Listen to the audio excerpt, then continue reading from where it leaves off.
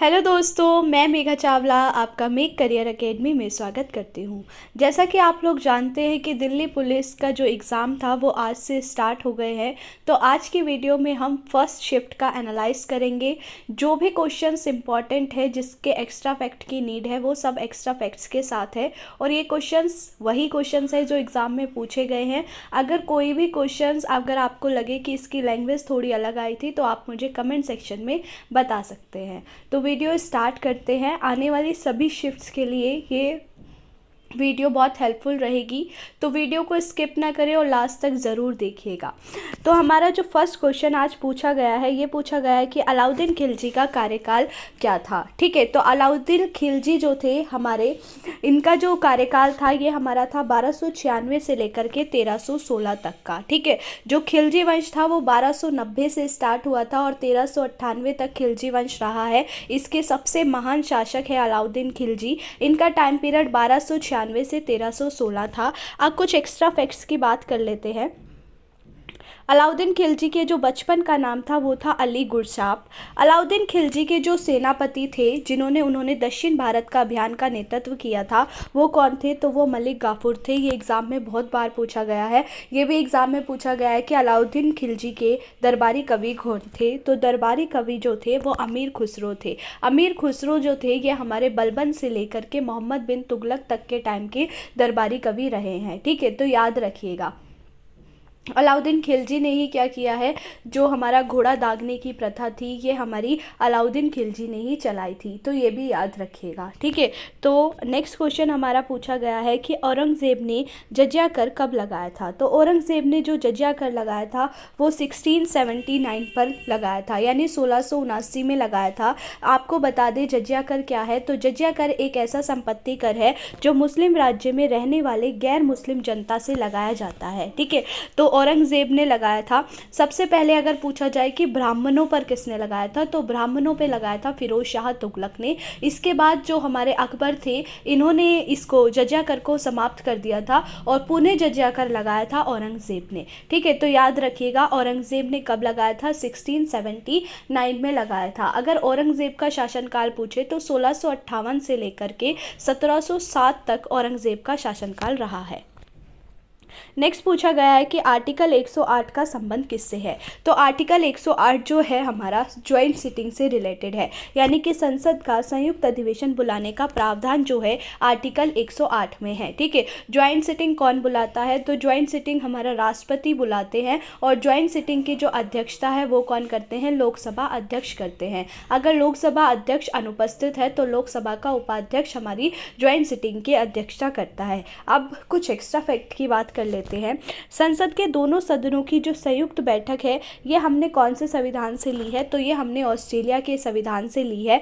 आने वाली शिफ्ट में पूछा जा सकता है कि 110 आर्टिकल किससे रिलेटेड है। तो 110 आर्टिकल हमारा मनी बिल यानी धन विधेयक से रिलेटेड है। आपसे ये भी पूछा जा सकता है कि मनी बिल जो है कौन से हाउस में सबसे पहले पेश किया जाता है। तो सबसे पहले लोकसभा में पेश किया जाता है। ठीक है, इसके बाद आर्टिकल 112 भी आपसे पूछा जा सकता है। आर्टिकल 112 हमारा बजट, जिसे हमने संविधान में वार्षिक वित्तीय विवरण कहा जाता है। ठीक है, तो याद रखिएगा। नेक्स्ट क्वेश्चन पूछा गया है आर्टिकल 143 से। तो जिनका भी आने वाली शिफ्ट में एग्ज़ाम है वो इंपॉर्टेंट आर्टिकल ज़रूर करके जाए। आर्टिकल से 2 से 3 क्वेश्चंस पूछे गए हैं।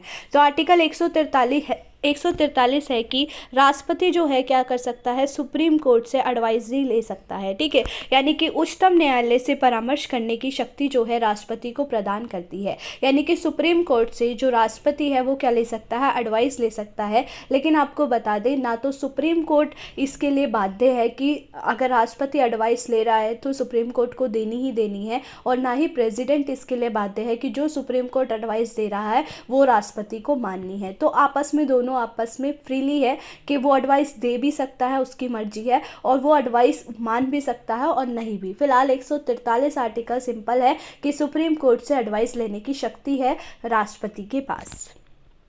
ठीक है। इसके बाद पूछा गया है कि फॉरवर्ड ब्लॉक की स्थापना कब हुई थी। तो फॉरवर्ड ब्लॉक की स्थापना 1939 में हुई थी। सुभाष चंद्र बोस ने इनकी स्थापना करी थी। ठीक है, तो याद रखिएगा 1939 में फॉरवर्ड ब्लॉक की स्थापना किसने करी थी? सुभाष चंद्र बोस ने करी थी। नेक्स्ट क्वेश्चन पूछा गया है कि खेलो इंडिया यूथ गेम्स 2023 कहाँ हुए थे।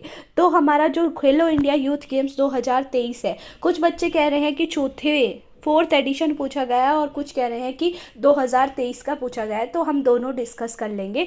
खेलो इंडिया यूथ गेम्स 2023 जो हमारे हुए हैं वो 5th एडिशन मध्य प्रदेश में हुआ है। आने वाली शिफ्ट में पूछा जा सकता है कि खेलो इंडिया यूथ गेम्स 2023 में कौन सी टीम जीती है, कौन सा स्टेट जीता है। तो महाराष्ट्र इसमें फर्स्ट नंबर पे रहा है, हरियाणा सेकंड नंबर पे रहा है और थर्ड मध्य प्रदेश रहा है। आने वाली शिफ्ट में आपसे ये भी पूछा जा सकता है कि खेलो इंडिया यूनिवर्सिटी गेम्स कहाँ हुए हैं।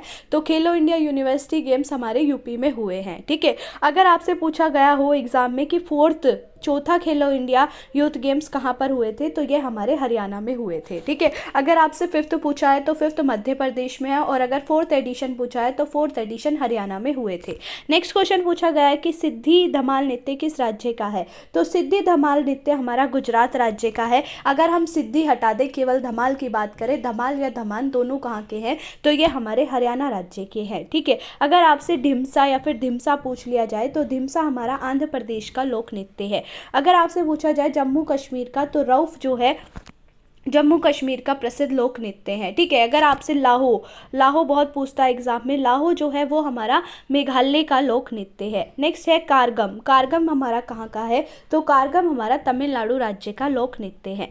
नेक्स्ट क्वेश्चन पूछा गया है कि मगध साम्राज्य का प्रथम वंश कौन सा था। ठीक है, तो मगध साम्राज्य का प्रथम वंश कौन सा था, हमारा हर्यक वंश था। ठीक है, तो हमने इसको हसीना मासूक से याद किया हुआ है, हसीना मासूक से। हा से हो गया हमारा हर्यक वंश, शा से हो गया हमारा शिशुनाग वंश, फिर ना से हो गया हमारा नंद वंश। ठीक है, इसके बाद हमारा मा से हो गया मौर्य वंश, सा से हो गया हमारा शुंग वंश और का से हो गया हमारा कर्ण वंश। तो मगध साम्राज्य का प्रथम वंश कौन सा था, हर्यक वंश था, जिसके संस्थापक कौन थे, बिंबिसार थे।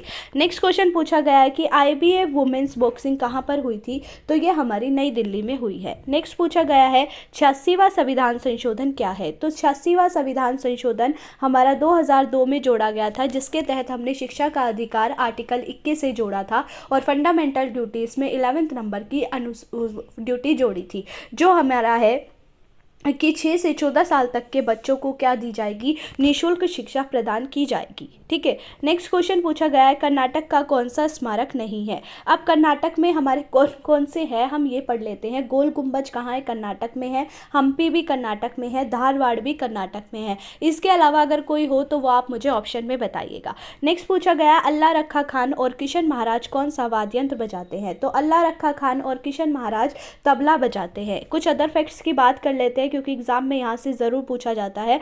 बांसुरी कौन बजाता है। तो हरि प्रसाद चौरसिया और पन्ना लाल घोष बांसुरी के वादक है। सरोद में सारे मुस्लिम हैं, अमजद अली खां, अलाउद्दीन खान, अली अकबर खान, सारे खान वाले सरोद में हैं। संतूर कौन है। संतूर से नहाकर शिव के भजन कर रहे हैं शिव कुमार शर्मा और भजन सोपारी। शहनाई में हमारे बिस्मिल्लाह खान है और अली अहमद है। ठीक है, तबला के जाकिर हुसैन, अल्लाह रखा खान, गुदई महाराज, किशन महाराज, लतीफ़ खान।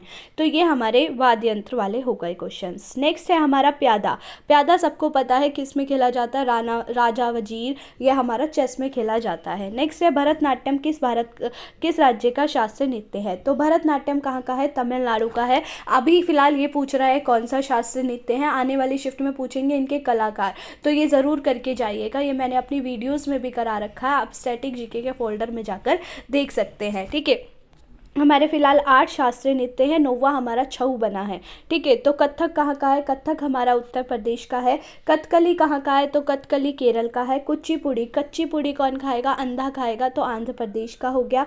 मणिपुरी मणिपुर का हो गया। ओडिसी ओडिशा का हो गया। सत्रिया असम का हो गया। मोहिनीअट्टम केरल का हो गया। सत्रिया के फाउंडर भी पूछता है, तो श्रीमंता शंकर देव सत्रिया के फाउंडर है। नेक्स्ट क्वेश्चन है हमारा 2011 की जनगणना के अनुसार सर्वाधिक साक्षर राज्य कौन सा था। तो ये सबको पता है कौन सा साक्षर राज्य था, तो ये था हमारा केरला। मैंने कुछ 4-5 पॉइंट लिखे हैं फिलहाल सिर्फ सन वाले। भारत में पहली जनगणना की शुरुआत कब हुई थी, तो 1872 में हुई थी लॉर्ड मेयो के टाइम पे। देश में नियमित जनगणना की शुरुआत कब हुई थी, तो 1881 में हुई थी लॉर्ड रिपन के टाइम पे। स्वतंत्र भारत की प्रथम जनगणना कब हुई थी, तो 1951 में हुई थी।